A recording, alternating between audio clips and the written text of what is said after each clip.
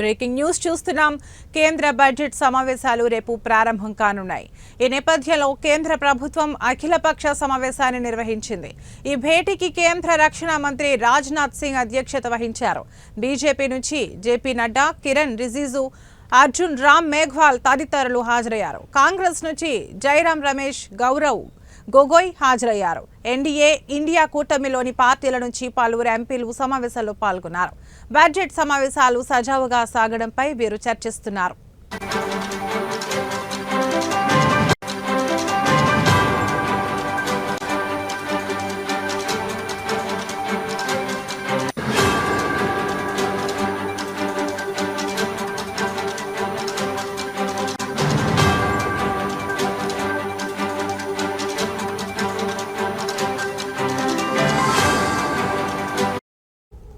కేంద్ర బడ్జెట్ తొలి విడత సమావేశాలు రేపటి నుండి ఫిబ్రవరి 13 వరకు కొనసాగుతాయి.